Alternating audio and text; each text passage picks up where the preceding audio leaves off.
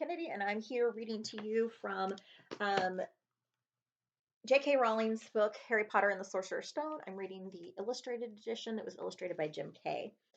Um, so when we last left Harry, he was in um, London with Hagrid. He had gone to the Leaky Cauldron and met a bunch of people, including Professor Quirrell, who kind of stuttered and was very, very nervous.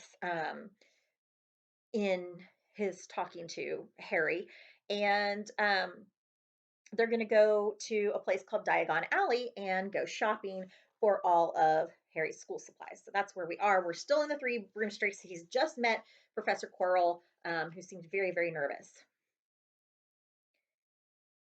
And also, everybody else seemed to know who he was and was very excited to see him and meet him.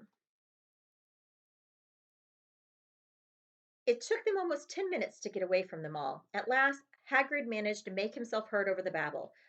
Must get on, lots to buy. Come on, Harry.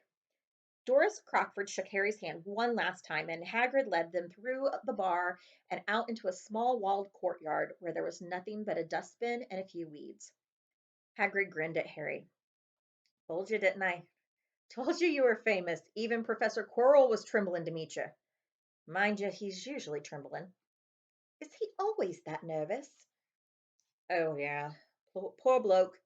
Brilliant mind. He was fine when he was just studying out of books, but then he took a year off to get some first-hand experience.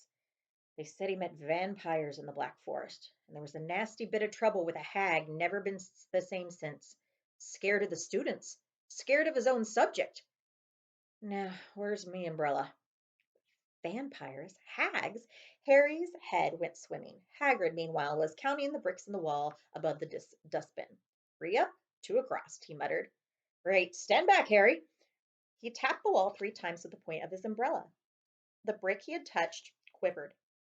It wriggled. In the middle, a small hole appeared and grew wider, and a second later they were facing an archway large enough for even Hagrid, an archway onto a cobbled street which twisted and turned out of sight. Welcome, Hagrid said, to Diagon Alley. He grinned at Harry's amazement. They stepped through the archway. Harry looked quickly over his shoulder and saw the archway shrink instantly back into a solid wall. And so I love the illustrations of this. Because can you imagine stepping through a wall in London and seeing all these cool people and buildings and things that you never knew were even there? The sun shone brightly on a stack of cauldrons outside the nearest shop. Cauldrons, all sizes, copper, brass, pewter, silver, self-stirring, collapsible, said a sign hanging over them. Yeah, you'll be needing one of them, said Hagrid, but we got to get your money first. Hagrid wished he had about 8 more eyes. He turned his head in, or Harry wished he had about 8 more eyes. He turned his head in every direction as they walked up the street, trying to look at everything at once. Shops, pardon me, the things outside them, the people doing their shopping. A plump woman outside the apothecary's was shaking her head as they passed, saying, Dragon liver, 16 sickles an ounce? Are they mad? A low, soft hooting came from a dark shop with a sign saying, Elop's Owl Emporium, tawny screech, barn brown and snowy. Several boys, about Harry's age, had their nose pressed against the window with broomsticks in it. Look, Harry heard one of them say, new Nimbus 2000, fast as ever. There were shops selling robes, shops selling telescopes and strange silver instruments Harry had never seen before, windows stacked with barrels of bats, spleens, and eels' eyes, tottering piles of spellbooks, quills, and rolls of parchment, potion bottles, globes of the moon. Gringotts, Harry said. They reached the snowy white building, which towered over the little shops. Standing beside it, burnished bronze doors, wearing a uniform of scarlet and gold, was, yeah, that's a goblin, said Harry quietly as they walked up the white stone steps towards him. The goblin was about a head shorter than Harry. He was swarthy, clever face, and a pointed beard, and Harry noticed very long fingers and feet. He bowed as they walked inside. Now they were facing a second pair of doors, silver this time, with the words engraved upon them. Enter stranger, but take heed of what awaits the sin of greed. For those who take but do not earn must pay most dearly in their turn. So if you seek beneath our floors a treasure that was never yours, thief, you have been warned, beware of finding more than treasure there. Like I said, you'd be mad to try and rob it, said Hagrid. A pair of goblins bowed them through the silver doors, and they were in the vast marble hall. About 100 more goblins were sitting on high stools behind the long counter, scribbling in large ledgers, weighing coins on brass scales, examining precious stones through eyeglasses.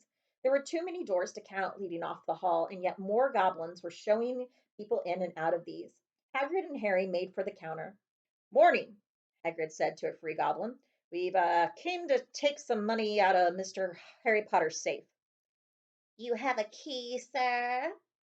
"Oh, got it here somewhere," said Hagrid, and he started emptying his pockets onto the counter, scattering a handful of moldy dog biscuits over the goblin's book of numbers. The goblin wrinkled his nose.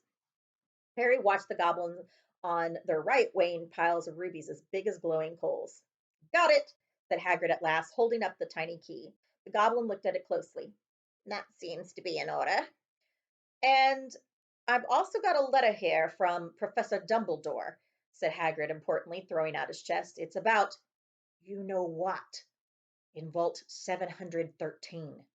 The goblin read the letter carefully. Very well, he said, handing it back to Hagrid. I will have someone take you down to both vaults. Griphook? Griphook was yet another goblin. Once Hagrid had crammed all the dog biscuits back inside his pockets, he and Harry followed Griphook towards one of the doors leading off the hallway. What's the you know what in Vault 713? Harry asked. Can't tell you that, said Hagrid mysteriously. Very secret. Hogwarts business. Dumbledore trusted me. More'n my job's worth to tell you that. Griphook held the door open for them. Harry, who had expected more marble, was surprised. There was a narrow stone passageway lit with flaming torches. It sloped steeply downwards, and there were little railroad tracks on the floor. Griphook whistled, and a small cart came hurtling up the tracks towards them. They climbed in, Hagrid with some difficulty, and were off. At first, they just hurtled through the maze of twisting passages. Harry tried to remember left, right, left, middle, fork, right, left, but it was impossible. The rattling cart seemed to know its own way because Griphook wasn't steering. Harry's eyes stung as the cold air rushed up past them, but he kept them wide open. Once he thought he saw a burst of fire at the end of a passage and twisted around to see if it was a dragon, but it was too late. They were plunged deeper, passing an underground lake where huge stalactites and stalagmites grew from the ceiling and the floor. I never know, Harry called to Hagrid over the noise of the cart. What's the difference between a stalactite and a stalagmite? Stalagmite's got an M in it, said Hagrid. And don't ask me questions just now. I think I'm going to be sick. He did look very green, and when the cart stopped at last behind a small door in the passage wall, Hagrid got out and had to lean against the wall to stop his knees from trembling. Griphook unlocked the door. A lot of green smoke came billowing out. As it cleared, Harry gasped. Inside were mounds of gold coins, columns of silver, heaps of little brown nuts. All yours, smiled Hagrid. All Harry's? It was incredible. The Dursleys couldn't have known about this, or they would have had it from him faster than blinking. How often they complained about how much Harry cost them to keep. And all the time, there had been a small fortune belonging to him buried under London. Hagrid helped Harry pile some of it in a bag. The gold ones are galleons, he explained. 17 silver sickles to a galleon and 29 nuts to a sickle. It's easy enough. Right, that should be enough for a couple terms. We'll keep the rest safe for you. He turned to Griphook. Vault 713, please, and can we go more slowly? One speed only, said Griphook. Here's one of the goblins. Creepy looking little things.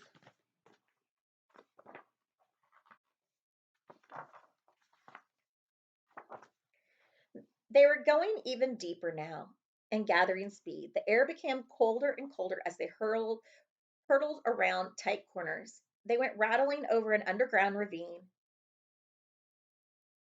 and Harry leant over the side to try and see what was down at the dark bottom, but Hagrid groaned and pulled him back by the scruff of his neck. Vault 713 had no keyhole. Stand back, said Griphook importantly. He stroked the door gently with one of his long fingers, and it simply melted away. If anyone but a Green Guts goblin tried that, they'd be sucked through the door and trapped in there. How often do you see if anyone's inside? Hagrid asked, or Harry asked. About once every 10 years, said Griphook with a rather nasty grin. Something really extraordinary had to be inside this top security vault. Harry was sure. He leaned forward eagerly, expecting to see fabulous jewels at the very least. But at first he thought it was empty. Then he noticed a grubby little package wrapped up in brown paper lying on the floor. Hagrid picked it up, tucked it deep inside his coat. Harry longed to know what it was, but he knew better than to ask.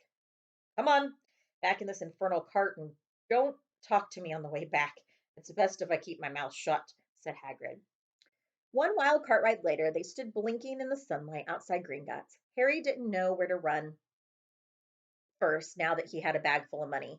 He didn't have to know how many galleons there were to a pound to know that he was holding more money than he had in his entire life, more money than even Dudley had ever had. Might as well get your uniform, said Hagrid, nodding at Madame Malkin's robes for all occasions. Listen, Harry, would you mind if I slipped off for a pick-me-up at the Leaky Cauldron? I hate them Gringotts carts. He did still look a bit sick, so Harry entered Madame Malkin's shop alone, feeling nervous. Madame Malkin was a squat, smiling witch dressed in mauve. Hogwarts, dear, she said when Harry started to speak. Got a lot here. Another young man being fitted just now, in fact. In the back of the shop, a boy with a pale, pointed face was standing on a footstool while the second witch pinned up his long black robes. Madame Malkin stood Harry on the stool next to him, slipped the long robe over his head, and began to pin it to the right length. Hello, said the boy. Hogwarts, too? Yes, said Harry. My father's next door buying my books, and my mother's up the street looking for wands. This is the little boy.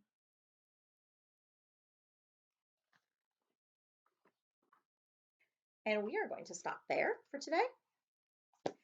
And tomorrow we'll find out a little bit more about this little boy and how Harry prepares to go to Hogwarts. Have a great night and always keep writing.